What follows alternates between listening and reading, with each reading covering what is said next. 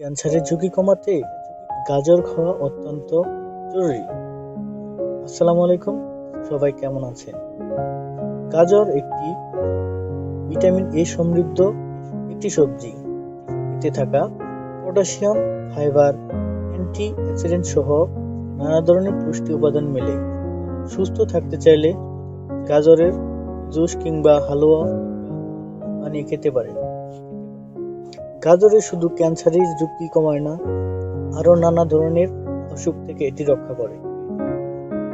যেমন ক্যালোরি সমৃদ্ধ গাজর বিভিন্ন ধরনের ক্যান্সার যেমন প্রোস্টেট, কোলন এবং পাকস্থলী ক্যান্সার থেকে রক্ষা করতে পারে। রক্তের ক্যালোরি কমাতে সাহায্য করে। রক্তে থাকা বাড়তি ক্যালোরি হৃদরোগের ঝুঁকি বাড়ায়। নিয়মিত গাজর খেলে তা কমে যাবে। ওজন কমাতে সাহায্য করে। হজম শক্তি বাড়ায়। ত্বক সুস্থ ও উজ্জ্বল রাখে। দৃষ্টিশক্তি বৃদ্ধি করে। হৃদরোগ ভালো রাখে। হাড় সুস্থ রাখে।